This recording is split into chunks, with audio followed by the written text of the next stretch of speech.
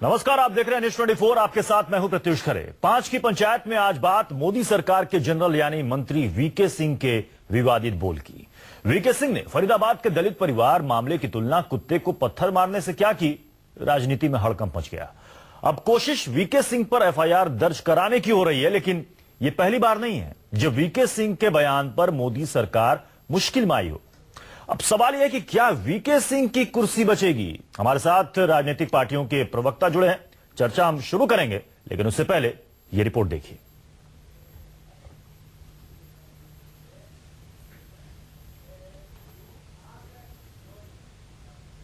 पत्थर मार दिया कुत्ते के तो सरकार जिम्मेवार है। फरीदाबाद मामले पर वीके सिंह ने यह बयान गाजियाबाद में दिया, लेकिन दिल्ली हरियाणा से लेकर बिहार तक सियासत गर्मा गई। विवाद हुआ तो वीके सिंह ने माफी भी मांगी। लेकिन अब बात केस दर्ज होने तक पहुंच गई और जनरल पर लटकने लगी है गिरफ्तारी की तलवार, लेकिन जुबानी हमले जारी हैं। एसएसपी गाजियाबाद और उनसे पूछा है कि इसमें जो आईपीसी और SC ST prevention of atrocities act का मामला बनता है, तो उसमें उन्होंने क्या कार्रवाई की है अब तक। तुच्छ व गिरी हुई मानसिकता रखने वाले इस मंत्री को तुरंत ही अपनी सरकार से बर्खास्त करना चाहिए। दलित बच्चे को जलाकर मार देना, उसकी तुलना की इन्होंने कुत्ते को ढेला मारने से। अब आप सोच सकते हैं किस मानसिकता के लोग हैं। प्रधानमंत्री जी ने पिल्ला कहा था, अब 1.25 साल में वो पिल्ला बड़ा होकर कुत्ता हो गया। वीके सिंह पर सरकार बैकफुट पर है और अपने मंत्रियों को नसीहत दे रही है। मैं समझता हूं कि कोई भी स्टेटमेंट देते समय हम लोगों को ज्यादा सजग रहने की आवश्यकता है। सवाल ये है कि अपने बयानों से विवाद में रहने वाले जनरल क्या अब बच पाएंगे। तो वीके सिंह के विवादित बयानों को लेकर हंगामा मचा है। विपक्ष ये कह रहा है कि वीके सिंह को तुरंत बर्खास्त किया जाए, मोदी सरकार चुप क्यों है। तमाम तरह के सवाल किए जा रहे हैं और उनके खिलाफ थाने में शिकायत भी दर्ज कराई गई है। हमारे साथ तमाम मेहमान मौजूद हैं और इस डिबेट की शुरुआत करेंगे आज के पहले सवाल से। क्या अब जनरल बचेंगे? हमारे साथ 3 खास मेहमान जुड़े हैं। अनिल बलूनी प्रवक्ता हैं बीजेपी के, हमारे साथ राजीव त्यागी हैं प्रवक्ता हैं कांग्रेस के, अशोक भारती जी अध्यक्ष हैं राष्ट्रीय दलित महासभा के। सबसे पहला सवाल अनिल बलूनी जी आप ही से कि क्या मोदी सरकार कोई कार्रवाई करेगी, कोई एक्शन लेगी वीके सिंह के खिलाफ, उनकी कुर्सी यूं ही बची रहेगी और नेता बराबर यही कहते रहेंगे कि इस बयान को तोड़ मरोड़ कर पेश किया जा रहा है, इसको ज्यादा तुल ना दी जाए। देखिए प्रत्युष जी, वीके सिंह जी का एक बयान आप लोगों ने दिखाया।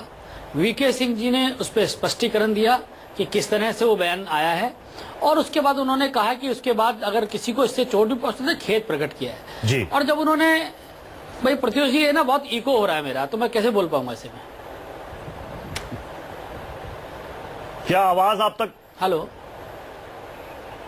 नहीं आवाज आ रही है, लेकिन मेरी आवाज वापस मुझे लौट के आती है। देखिए ऐसा राजीव जी और प्रत्युष जी, देश के अंदर एक माहौल इस वक्त बनाने की कोशिश हो रही है और कांग्रेस पार्टी और जो विपक्ष के विरोधी लोग हैं वो किसी भी तरह से देश के अंदर एक विषैला माहौल बनाना चाहते हैं।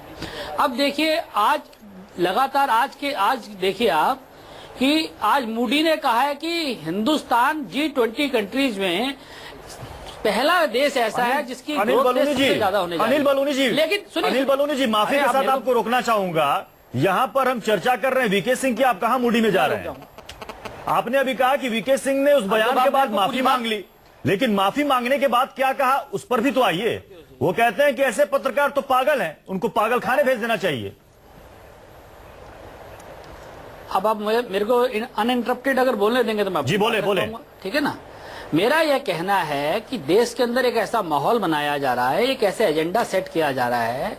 देश के अंदर बहुत बड़े बड़े मामले हैं और आज मैंने जो मूडी का आपको बता रहा था, बहुत बड़ा देश के लिए खुशखबरी है कि देश की अर्थव्यवस्था 7.5 से ऊपर जाने वाली है, लेकिन लोग इस पर चर्चा करने के लिए तैयार नहीं है। आज देखिए कांग्रेस पार्टी का काला धन को सफेद करने का, गांधी परिवार का जो जो कृत्य हैं, कुकृत्य हैं, वो सामने आए। कोई इस पर चर्चा करने के लिए तैयार नहीं है। नेशनल हेराल्ड केस में साफ खुल गया कि कांग्रेस ने कैसे 5,000 करोड़ का घोटाला किया, उस पर चर्चा करने के लिए तैयार नहीं है। यानी कि अनिल जी, आपके मुताबिक इस पर चर्चा नहीं होनी चाहिए, ऐसे डिबेट नहीं होती है। नहीं सुनिए प्रत्युष जी, ऐसा है, देखिए एक तो मेरे को क्या जो मैं कह रहा हूं उसकी आप बोलिए, मेरे मुंह में कोई बात मत डालिए। मेरा यह कहना है कि देश के अंदर एक विषैला माहौल बनाने का कांग्रेस और उसके सहयोगियों का दुष्चक्र चल रहा है जी। सोनिया गांधी, राहुल गांधी का इतना बड़ा घोटाला आ गया 5,000 करोड़ का, कोई चर्चा नहीं कर रहा है। आज सूर्यकांत बाली, आज अच्युतानंद मिश्र, मालिनी अवस्थी, देश के बड़े साहित्यकारों ने जितने जो दरबारी लेखक थे उनके विरोध में आज मार्च निकाला। अनिल जी, यानी कि आपके मुताबिक कांग्रेस इस पर सिर्फ राजनीति कर रही है। राजीव त्यागी जी वो कह रहे हैं कि राजनीति कर रही है, सियासत कर रही है कांग्रेस इस पर। देखिए, आपने उन्हें 6 मिनट दिए, मुझे सिर्फ 3 मिनट दीजिएगा और मैं मुद्दे की बात बोलूंगा सिर्फ। अनिल बलूनी जी ने जो बात उठाई हाईकमान के बारे में, कांग्रेस हाईकमान के बारे में, उसका विषय पे मैं जवाब दे दूंगा, लेकिन बात शुरू करता हूं जनरल वीके सिंह के बयान से। वीके सिंह साहब का जो बयान है निश्चित रूप से आरएसएस और भारतीय जनता पार्टी की जो सामंती सोच है उसका परिलक्षित करता है। उसका रीजन है, देखिए, महात्मा गांधी जिस वक्त आजादी के मूवमेंट के साथ साथ दलितों के बीच में काम कर रहे थे, तो आरएसएस के गोल वर्कर और आपके हेडगेवार साहब दलितों के विरुद्ध साहित्य बांटने का काम कर रहे थे और दलितों के विरोध में काम करने का काम कर रहे थे। इंदिरा गांधी जिस टाइम 20 सूत्री कार्यक्रम चला रही थी दलितों के लिए और जमीनों के पट्टे दे रही थी, हम मेरी जमीन, मेरे पर भी जमीन है लेकिन मेरी भी जमीन गई उसमें। अब सुन लीजिए बलूनी जी, देखिए बीच में मत बोलिएगा बिल्कुल भी। 20 सूत्री कार्यक्रम चलाने का काम कर रही थी, तो उस वक्त भारतीय जनता पार्टी के लोग उस 20 सूत्री कार्यक्रम में भी कमी और बीन मेक निकालने का काम कर रहे थे। मैं कहना चाहूंगा कि संविधान जब हमें बराबरी का अधिकार देता है तो निश्चित रूप से सब लोग बराबर है, पहली बात। दूसरी बात, मोदी सरकार पे भी अगर आप देखें तो मोदी सरकार ने 2014-15 में जो दलितों के लिए कार्यक्रम चलते हैं पूरे देश में, जो कांग्रेस पार्टी चलाती आ रही थी, उसमें बजट था हमारा 50,545 करोड़ रुपए, लेकिन उसको घटाकर के 15-16 में उसको कर दिया 30,850 करोड़ रुपए। इसका मतलब करीब करीब 19,734 करोड़ रुपए दलितों के लिए जो कार्यक्रम चलता है उसमें कम कर दिया है। और जो हमारा एक अनुसूचित जाति और जनजाति निवारण संशोधन अध्यादेश 2014 हम लेके आए थे, जिसमें बहुत सारी ऐसी चीज थी जिनकी वजह से दलितों को और अधिकार मिलते। आप कह रहे हैं लेकिन मोदी सरकार ने उनको अधिकार नहीं। आप कह रहे हैं कि दलितों के उत्थान के लिए कांग्रेस सरकार ने बहुत बेहतरीन काम किया है। हमारे साथ अशोक भारती जी, अध्यक्ष राष्ट्रीय दलित महासभा के, इन्हीं से पूछ लेते हैं। वापस आऊंगा। अशोक भारती जी बोलना चाहूंगा, जो यहाँ पर राजीव त्यागी जी कह रहे हैं और आपने सुना अनिल बलूनी जी को भी कि दलितों के उत्थान के लिए दोनों बात कर रहे हैं कि हमारी सरकार ने ये काम किया, हमारी सरकार ने वो काम किया। दलितों के लिए आपकी संस्था काम करती है। आपको लगता है कि राजनीतिक पार्टियां इसको लेकर सीरियस है? और जो बयान दिए जा रहे हैं, इस बयान को आप किस रूप में देख रहे हैं? देखिए, पहली बात तो मैं, धन्यवाद प्रत्युष जी, मैं ये कहना चाहता हूं कि जनरल वीके सिंह का जो बयान है वो पूरे दलित समाज का अपमान है। वो प्रिवेंशन ऑफ एट्रोसिटी एक्ट के तहत वो दलितों के खिलाफ अपराध के मामले में आता है। सरकार को उनको तुरंत बर्खास्त करना चाहिए और जो लोग दलित मेंबर ऑफ पार्लियामेंट्स हैं, अनुसूचित जाति जनजाति के मेंबर ऑफ पार्लियामेंट हैं, वो या तो प्रधानमंत्री जी को रिक्वेस्ट करके, निवेदन करके, दबाव बना के उनका रिजाइन कराएं। अगर वो दबाव रिजाइन नहीं करेंगे तो हम सारे के सारे दलित सांसदों को, चाहे वो बीजेपी के हों चाहे कांग्रेस के हों, उनको मजबूर करेंगे कि वो अपना त्याग पत्र देकर दिल्ली आए। अनिल जी, राजनाथ सिंह ने खुद ये कहा है, आपने भी उन्हें सुना होगा, उनके बयान को आपने पढ़ा होगा कि कोई ये कहकर नहीं बच सकता कि हमारे बयान को तोड़ मरोड़ कर पेश किया गया। बोलने से पहले सोचना चाहिए। क्या इतना बोलना भर काफी है या फिर कोई एक्शन भी होगा? नहीं, देखिए प्रत्युष जी, आज राजनाथ जी ने कहा है कि वाकई जो लोग बड़े पदों पे हैं और जो भी हमारा प्रत्येक कार्यकर्ता को संभल के बोलना चाहिए और अच्छे शब्दों का चयन करना चाहिए। हमारा भी ये मानना है कि वाकई अच्छे शब्दों का चयन करना चाहिए। शब्दों का चयन अगर किसी का गलत है तो वाकई अच्छी बात नहीं है। लेकिन देखिए, उनकी भावनाएं, उनका मंतव्य कहीं भी किसी को हाइट करने का नहीं था, किसी के बारे में गलत बोलने का नहीं था। अभी राजीव त्यागी जी पागल खाने भेज देना चाहिए। एक बात कहना चाहूंगा, वो तो कहते हैं ऐसे पत्रकार को पागल खाने भेज देना चाहिए। भाई प्रत्युष जी, अगर आप बीच में बोलेंगे तो फिर मैं नहीं कर पाऊंगा, फिर तो आप ही बोल लीजिए। मेरे को बीच में इंटरप्ट करेंगे तो रनिंग कमेंट्री करेंगे तो नहीं बोल पाऊंगा सर। नहीं, आप जब सवाल पूछे उसी के साथ पूछा कीजिए, बीच में आप बोले, ब्रेक हो जाता है, आपके भाव टूट जाते ना। हाँ बोलिए, पूरे भाव के साथ। अभी राजीव त्यागी जी बता रहे, अभी राजीव त्यागी जी बता रहे थे कि कांग्रेस पार्टी और उनकी सरकार ने करीब कितना गरीबों के उत्थान के लिए काम किया है। अगर गरीबों के उत्थान के लिए इतना काम किया, दलितों के उत्थान के लिए इतना काम किया है, आज दलितों की स्थिति में सुधार क्यों नहीं कर पाए? मेरा प्रत्युष जी कहना है कि जिस हरियाणा की ये बात कर रहे हैं, जहां 10 वर्ष तक इनकी सरकार रही, 11,000 दलित उत्पीड़न के मामले, हुड्डा सरकार के मामले पेंडिंग पड़े थे। 245% का दलितों पे उत्थान, 245% का दलितों पे अत्याचार में वृद्धि हुई है। किस मुंह से राहुल गांधी जाने? राहुल गांधी ने कभी हुड्डा जी को बुला के दिल्ली में क्यों नहीं बोला कि भाई दलितों के ऊपर अत्याचार क्यों हो रहा है, क्यों नहीं दलितों के ऊपर मामले पेंडिंग हो रहे हैं, क्यों नहीं इन पे कार्य हो रहा है? मेरा ये कहना है कि राहुल गांधी इस वक्त अराजकता की राजनीति कर रहे हैं। राहुल गांधी केजरीवाल से के अनुसरण कर रहे हैं और किसी तरह से अराजकता की राजनीति। अब यहाँ पर बात वही हो गई कि हमारी सरकार ने इतना काम किया, आपकी सरकार ने कुछ काम नहीं किया। सीधा मसला, सीधा सवाल ये है कि क्या ऐसे विवादित बयानों को लेकर आपकी सरकार कोई एक्शन लेगी? क्या उनकी कुर्सी रहेगी या उनकी कुर्सी जाएगी? सीधा बात, क्या कोई सख्त संदेश उनको दिया जाएगा या हर बार यही कहा जाएगा कि मीडिया बयान को तोड़ मरोड़ कर पेश कर रहा है, संभल कर बोले? हर बार मोदी जी आज नहीं, कई दिनों से बोल रहे हैं, लेकिन बार बार उनके एमपी, उनके एमएलए, उनके मंत्री ऐसे विवादित बयान देते रहे हैं। देखिए प्रत्युष जी, मैं यही आपको बता रहा हूँ। एक तो उन्होंने खेद प्रकट किया, उन्होंने ये भी कहा कि मेरा मंतव्य, मेरे भाव ये नहीं थे, पहली बात। दूसरी बात, उन्होंने कह दिया कि अगर किसी को ठेस पहुंचते तो मैं पूरी तरह से नतमस्तक हूँ। लेकिन मेरा कहना है प्रत्युष जी, इस देश में एक एजेंडा तैयार किया जा रहा है, एक देश में विशाला माहौल तैयार किया जा रहा है, और ये सब बिहार चुनाव के कारण किया जा रहा है। ये पूरा माहौल बनाया जा रहा है। सवाल आपसे पूछना चाहता हूँ प्लीज। आपके जो मैनेजिंग एडिटर हैं, एजेंडा वो तय करते हैं ना, हम लोग तो तय नहीं करते ना। एजेंडा वो तय करेंगे, बहस किस विषय में होगी। इसी तरह से देश के प्रधानमंत्री एजेंडा तय करते हैं कि देश किस तरफ चलेगा। विपक्षी लीडर्स कभी भी तय नहीं करते कि एजेंडा क्या होगा देश में। तो ये जो अनिल बलूनी, सुन लीजिए, आप देखिए, बीच में मत बोलिए, बीच में मत बोलिए। और मेरे मित्रों को, भारतीय जनता पार्टी के मेरे मित्रों को, जिस तरह से राहुल गांधी फोबिया हो गया है, और ये भयभीत है राहुल गांधी जी से, क्योंकि राहुल गांधी इस टाइम पूरे देश में एक्टिव है और जिस तरह से कार्य कर रहे हैं, उससे भयभीत है ये लोग बात कि राहुल गांधी इनकी रोज कड़ाई खोलने का काम कर रहे हैं। और जिस तरह से देखिए, ये बार बार देखिए, बीच में मत बोलिए, बलूनी जी बीच में मत बोलिए, बलूनी जी बीच में मत बोलिए, आपका फ्रस्ट्रेशन साफ लग रहा है। रही बात वीके सिंह के बयान की, वीके सिंह साहब का बयान पहला बयान नहीं है। सुप्रीम कोर्ट ने अवमानना के मामले में उनको नोटिस जारी किया। क्या ऐसा सच नहीं है? अगर मैं झूठ बोल रहा हूं तो मुझे बताइए। प्रेस के पूरे लोगों को प्रेस्टिट्यूट कहने का काम किया, उनका पहले बयान है, ये बयान नहीं था क्या उनका?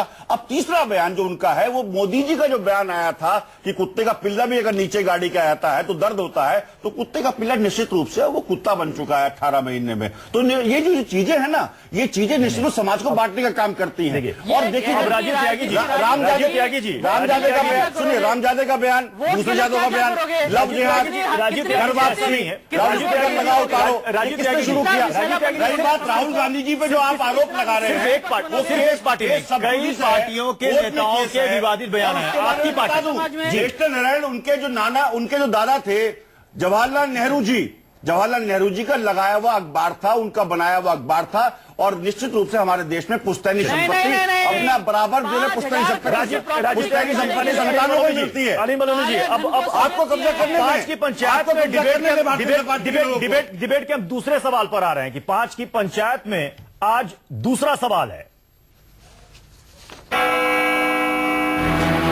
वीके सिंह विवादित बयान क्यों देते हैं? अनिल बलूनी जी, सवाल यही कि वीके सिंह ऐसे विवादित बयान क्यों देते हैं? क्या उनको अनुभव की कमी है? क्योंकि उनका बैकग्राउंड आप देख लीजिए, सेना से आते हैं, रिटायर्ड जनरल रहे हैं, नेता पॉलिटिशियन की कोई पृष्ठभूमि नहीं रही है। एक के बाद एक कई सारे बयान मीडिया को प्रेस्टिट्यूट कह देते हैं, कहते हैं कि हिंदी साहित्यकार लेखक जो है वो शराब पीने के लिए ऐसा करते हैं, और तमाम तरह के बयान। क्या अनुभव की कमी है? क्या वजह है कि बार बार ऐसे विवादित बयान वो देते हैं? जरूर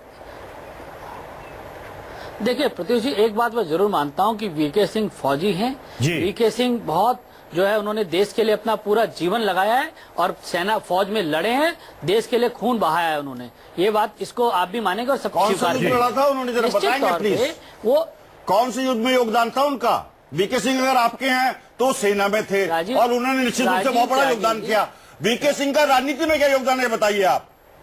वीके सिंह का राजनीति में सिर्फ इतना योगदान है कि जब यूपीए सरकार थी तो अपनी एज को लेकर जब उन्होंने यूपीए सरकार से कन्फ्रंटेशन किया और ये भूमिका बनाने की कोशिश की। राहुल गांधी का क्या योगदान है? राहुल गांधी का क्या योगदान है इस देश के लिए बताइए पहले। उनको सोनिया गांधी का क्या योगदान है? लताड़ने का काम इटली में रहने वाली सोनिया गांधी का क्या योगदान है इस देश की आजादी में बताइए। आइए ना, सोनिया गांधी का क्या योगदान है? अच्छी बात है, डरना चाहिए सोनिया राहुल गांधी का क्या योगदान है इस देश के लिए बताइए। राहुल गांधी से सोनिया गांधी और राहुल गांधी निश्चित रूप से आपकी नींद को तोड़ने का काम कर रहे हैं। राहुल गांधी का योगदान बताइए। सरकार सो रही है, सोनिया गांधी किसानों की आत्महत्या पे मौन है, जो सरकार महंगाई पे मौन है, जो सरकार अनुशासनहीनता पे मौन है, जो सरकार सैनिकों पे मौन है, उसको जगाने का काम राहुल गांधी कर रहे हैं। तो मेरे निश्चित रूप से आपको फोबिया हो गया राहुल गांधी जी का। राहुल गांधी से डरना, राहुल गांधी से डरना, आप राहुल गांधी जी से प्रेम करिए, डरिए मत। प्रेम करिए, डरिए मत। राहुल गांधी जी से प्रेम करिए, डरिए मत। आप ये बताइए, आपने कहा था, आपने नेताओं ने कहा था कि जो मोदी का विरोध करेंगे उनको हम पाकिस्तान छोड़ देंगे। क्या अडवाणी जी को पाकिस्तान ले जाएंगे? क्या पाकिस्तान ले जाएंगे? क्या यशवंत सिन्हा जी पाकिस्तान ले जाएंगे? राजीव गांधी का योगदान है। आपके यहाँ रोज बयान आते हैं, तोड़ मोड़ के बयान आप देते हैं, फिर कहते हैं तोड़ मोड़ के बयान पर प्रेस प्रस्तुत कर रही है। क्या हरियाणा सरकार ने प्रेस में फोटोग्राफर से लेके पढ़ाया था? क्या प्रेस को प्रस्तुत करने का काम जनरल वीके सिंह ने नहीं किया था? क्या अवमानना का नोटिस जनरल वीके सिंह के अगेंस्ट नहीं जारी हुआ था? तो ये सवालों का जवाब दीजिए मेरे मित्र। बार बार राहुल गांधी के फोबिया से डरिए मत, सोनिया गांधी से डरिए मत। मैं उनसे कहूंगा कि भारतीय जनता पार्टी के डर रहे हैं, उनको डराइए मत, उनसे भी प्रेम करिए। मैं उनसे कहूंगा इस बात के लिए, आप डरिए मत प्लीज। इस देश की खोज की जवाहरलाल नेहरू ने, आप इस जवाहरलाल नेहरू के नाम सम्मान से लीजिए, देश का विकास किया राजीव गांधी ने। सीधा आपका सवाल था कि क्या ऐसे विवादित बयानों को लेकर वीके सिंह के खिलाफ मोदी सरकार को एक्शन लेगी? क्या अनुभव की कमी है? देखिए मसला यही है, लेकिन यहाँ पर फिर से आरोप प्रत्यारोप शुरू हो गया कि आपकी सरकार ने क्या नहीं किया, हमारी सरकार ने क्या किया, इसको लेकर। मैं तो प्रत्युष जी ये कहना चाहता हूं और दोनों प्रवक्ताओं से कहना चाहता हूं कि देखिए आप बड़ी पार्टियों के नेता हैं, बड़ी पार्टियों के प्रवक्ता हैं। ये जो मुद्दा है, देश का एक मंत्री इस तरह ऐसी भाषा का इस्तेमाल करता है, तो मुझे लगता है कि निश्चित तौर पर वो व्यक्ति जो है सामंती सोच का, मुझे थोड़ा बोलने देंगे तो अच्छा है, सामंती विचारधारा उसके दिमाग में है, वो अहंकारी है और शायद उसको इस बात का अंदाजा नहीं है कि वो देश का मंत्री है और देश के मंत्री को लोग देश का नेता भी मानते हैं। अगर नेताओं का चरित्र, नेताओं के संदेश, नेताओं के अगर विचार इतने घटिया हो जाएंगे तो मुझे लगता है कि ऐसा व्यक्ति देश का मंत्री बनने के काबिल नहीं है। आप किसी पद पर बैठे हो और ना बैठे हो, आप रिप्रेजेंट कर रहे हैं लोगों को। और हमने कहा आपकी भाषा, और हमने कहा है राज्यवाद के दलितों से हमने अपील की है कि अगली बार वो सांसद ना बन पाए। कांग्रेस आरोप लगा रही है कि बीजेपी के मंत्री लगातार विवादित बयान दे रहे हैं, उनको बर्खास्त किया जाए। मैं थोड़ा सा बैकग्राउंड में, चूंकि आप भी थोड़ा सा बैकग्राउंड में गए कि देखिए उस वक्त प्रधानमंत्री नरेंद्र मोदी जिस वक्त वो पीएम नहीं बने थे, उस वक्त के बयान को आपने कोट किया। बेनी प्रसाद वर्मा, सलमान खुर्शीद, एक समय में बेनी बाबू के बिगड़े बोल इतने चलते थे कि उसकी गिनती की जाए तो कम है। और इसको लेकर यही बीजेपी, अनिल बलूनी जी आप सुन रहे होंगे हमें, अनिल बलूनी जी उस समय बीजेपी इसको लेकर काफी हंगामा करती थी। यूपीए सरकार में उस वक्त इस्पात मंत्री हुआ करते थे बेनी प्रसाद वर्मा, और बीजेपी कहती थी कि उनको बर्खास्त किया जाए। सिचुएशन लगभग वही है। जवाब दूं आपको, केवल यहां पर जवाब बदल जी। जो भी बयान जिसने भी दिए जी, कांग्रेस पार्टी ये मानती है कि देश में सहिष्णुता बयानों में भी होनी चाहिए। कांग्रेस पार्टी के प्रवक्ता होने के नाते कह रहा हूं मैं आपको, क्योंकि देश की सहिष्णुता बचेगी तभी देश बचेगा। नंबर एक, who lives if India dies, who dies if India lives, इस सिद्धांत पे कांग्रेस पार्टी काम कर रही है। रही बात जो नेतागण इस तरह का बयान दे रहे हैं, क्या आज कांग्रेस सिस्टम में कहीं दिखते हैं आपको? मैं इनसे पूछना चाहूंगा किरण रिजिजू जो कहते हैं कि मैं गाय का मीट खाता हूं, क्या उनको रिमूव किया इन्होंने? पार्टी कह रही है क्या बर्खास्त कर देना चाहिए? यही बात बीजेपी जब विपक्ष में थी तो बेनी प्रसाद को बर्खास्त करो। आप सिस्टम से अलग कर सकते हैं ना उनको? क्या सिस्टम से अलग नहीं हो सकते वीके सिंह? लेकिन क्या योगी आदित्यनाथ बंद नहीं हुआ? क्या साध्वी प्राची का बयान बंद नहीं हो सकते? कांग्रेस की तरफ से ना ही बीजेपी की तरफ से, दोनों का बयान बंद नहीं हुए। स्थिति लगभग वही है। रहते हुए क्या क्या बोलते रहे? नहीं, आप ये बताइए ना, आपके सिस्टम में लाइव है भाई, आप उन सिस्टम के जो लोग सिस्टम ब्रेक कर रहे हैं, आप उनको हटाते क्यों नहीं है? समय की कमी है, बहुत माफी के साथ आप तमाम मेहमानों को यहाँ पर रोकना चाहूंगा। बहुत बहुत शुक्रिया हमारे साथ जुड़ने के लिए। इस 5 की